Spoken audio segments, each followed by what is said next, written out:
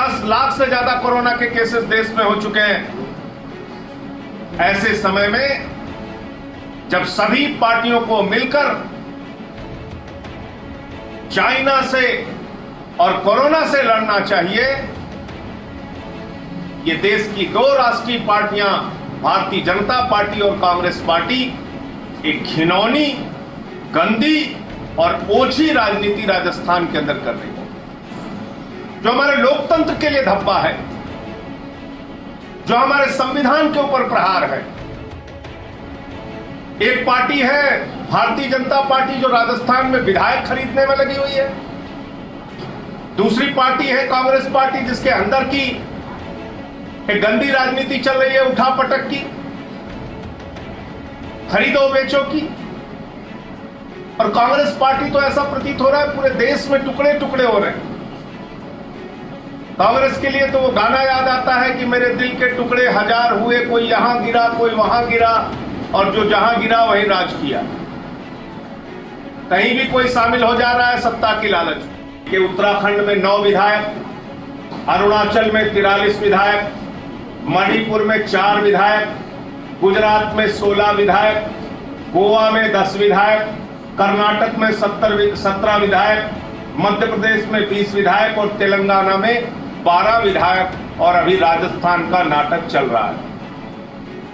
तो कांग्रेस पार्टी तो पूरे देश में टुकड़े टुकड़े हो रही है।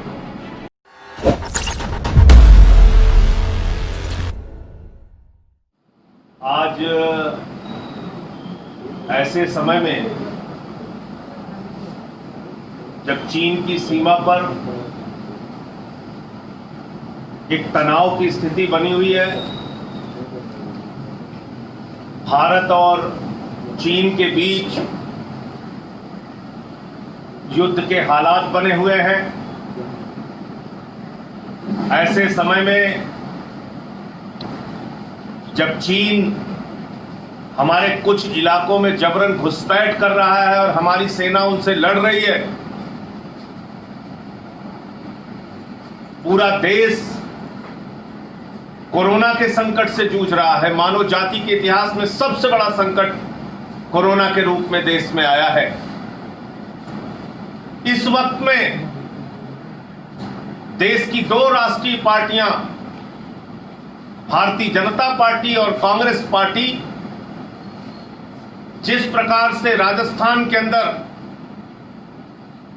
खरीद फरोख्त और जोड़ तोड़ की राजनीति में लगी हुई है, ये सब कुछ देखकर देश की जनता बहुत दुखी है। ये वक्त था, ये समय था जब सभी पार्टियों को मिलकर चीन से जो इस समय हमारी देश की सेना लड़ रही है उसके साथ खड़ा होना चाहिए, देश के साथ खड़ा होना चाहिए। कोरोना से के संकट से जो पूरा देश जूझ रहा है, गरीब की मौत हो रही है, प्रवासी मजदूरों के कष्ट को हमने देखा। 80 लोग रेलवे के अंदर ट्रेन में अव्यवस्थाओं के कारण मर जाते हैं। इस देश में लोग भूख से मर गए। आज भी उत्तर प्रदेश में, बिहार में, कर्नाटका में, आंध्र प्रदेश में, तमाम अन्य राज्यों में केसेस बहुत तेजी के साथ बढ़ रहे हैं। 10 लाख से ज्यादा कोरोना के केसेस देश में हो चुके हैं। ऐसे समय में जब सभी पार्टियों को मिलकर चाइना से और कोरोना से लड़ना चाहिए,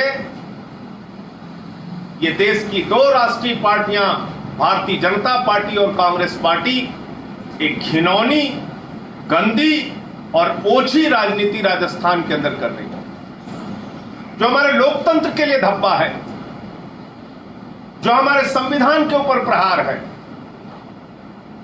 और ये सब कुछ देखकर एक सवाल उठता है हर देशवासी के मन में, क्या इन दोनों पार्टियों को देश के लोगों की चिंता है?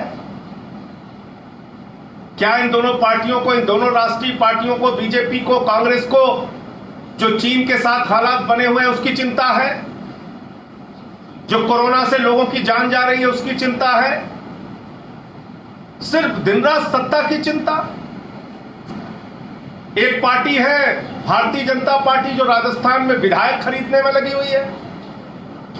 दूसरी पार्टी है कांग्रेस पार्टी जिसके अंदर की एक गंदी राजनीति चल रही है, उठापटक की, खरीदो बेचो की। और कांग्रेस पार्टी तो ऐसा प्रतीत हो रहा है पूरे देश में टुकड़े टुकड़े हो रहे हैं। कांग्रेस के लिए तो वो गाना याद आता है कि मेरे दिल के टुकड़े हजार हुए, कोई यहां गिरा कोई वहां गिरा, और जो जहां गिरा वहीं राज किया। कहीं भी कोई शामिल हो जा रहा है सत्ता की लालच में, मंत्री पद के लालच में, अपने आप को बेचने के लिए तैयार। और मैं ये पढ़ रहा हूं आंकड़े, कांग्रेस पार्टी किस राज्य में कितना बिकी, कितने एमएलए उसके भारतीय जनता पार्टी के हाथों बिके और मंत्री पद के लालच में बिके। उत्तराखंड में 9 विधायक, अरुणाचल में 43 विधायक, मणिपुर में 4 विधायक, गुजरात में 16 विधायक, गोवा में 10 विधायक, कर्नाटक में 17 विधायक, मध्य प्रदेश में 20 विधायक और तेलंगाना में 12 विधायक, और अभी राजस्थान का नाटक चल रहा है। तो कांग्रेस पार्टी तो पूरे देश में टुकड़े टुकड़े हो रही है। तो मैं समझता हूं कि आज जो हालात हमको राजस्थान के अंदर देखने को मिल रहे हैं, पूरा देश इन दोनों राष्ट्रीय पार्टियों से सवाल पूछ रहा है कि आपको चीन के साथ जो हालात बने हैं उसकी कोई चिंता है क्या? आपको कोरोना के जो हालात देश में बने हैं उसकी कोई चिंता है क्या? आपको इस भारतवर्ष की और इस भारतवर्ष के लोगों की कोई चिंता है क्या? और अगर चिंता नहीं है तो इसका मतलब आप हर चीज में, हर परिस्थिति में, हर संकट में अवसर तलाशने का और ओछी राजनीति करने का काम कर रहे हैं। उत्तर प्रदेश में योगी आदित्यनाथ की सरकार ने उत्तर प्रदेश को अपराध प्रदेश बना दिया। योगी बाबा आए थे नारा देकर, न गुंडाराज न भ्रष्टाचार, और तब बीजेपी की सरकार की मांग की थी उन्होंने। राम राज्य का भी दावा कर दिया था योगी बाबा ने। और उस राम राज्य के अंदर क्या हो रहा है? 8 पुलिस के हमारे जवान मार दिए जाते हैं। पूरे उत्तर प्रदेश में संगठित अपराध पनप रहा है, यानी अपराधियों का, नेताओं का, पुलिस का एक गठजोड़ काम कर रहा है, जिसके कारण अपराध बढ़ रहा है। अभी कासगंज में 3-4 दिन पहले एक बलात्कार का आरोपी छूट के आता है, तो बलात्कार की पीड़िता को जब उसको जमानत मिल जाती है तो बलात्कार की पीड़िता को ट्रैक्टर से कुचलकर उसकी मां को और उसको मार देता है। अमेठी की 2 महिलाएं एक जमीनी विवाद में दरखास्त लगाते लगाते, एप्लीकेशन लगाते लगाते, फरियाद लगाते लगाते जब थक जाती हैं तो मुख्यमंत्री कार्यालय के सामने आत्मदाह करने के लिए मजबूर होती हैं। आप देखिए वो दृश्य, किस प्रकार से योगी सरकार की नीतियों से तंग आकर 2 महिलाएं अपने आप को जलाने के लिए मजबूर होती।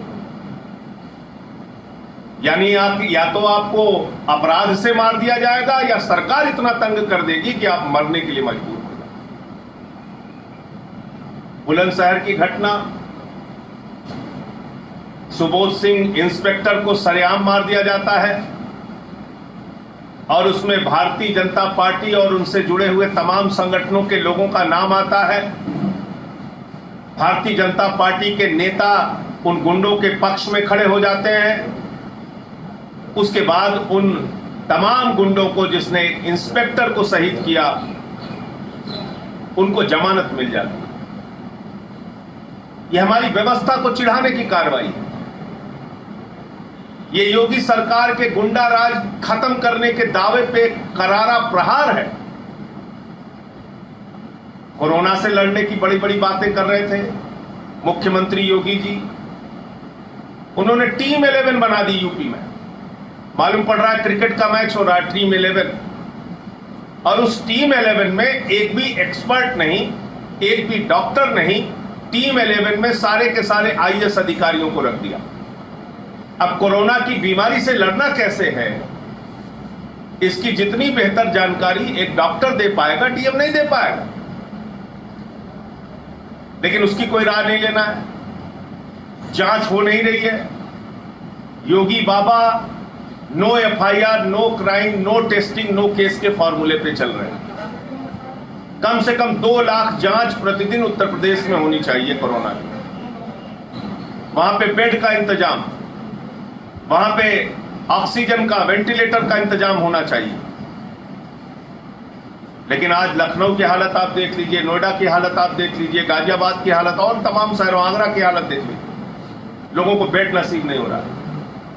तो अपराध और कोरोना दोनों से लड़ने के नाम पर योगी की उत्तर प्रदेश की सरकार पूरी तरीके से न सिर्फ फेल साबित हुई है, बल्कि आप ये कहें कि इस संकट के लिए, इसको बढ़ावा देने के लिए कहीं ना कहीं जिम्मेदार भी है। देखिए, मुझे लगता है कि ये परिस्थितियां ही लोकतंत्र में नहीं पैदा होनी चाहिए। खरीद फरोख्त की राजनीति, हॉर्स ट्रेडिंग की, ये बहुत दुर्भाग्यपूर्ण है लोकतंत्र के लिए।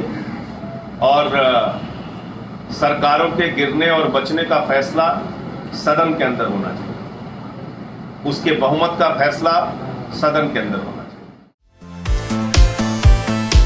अगर आपको हमारे वीडियोस पसंद आए तो प्लीज लाइक करें, सब्सक्राइब करें और शेयर करें।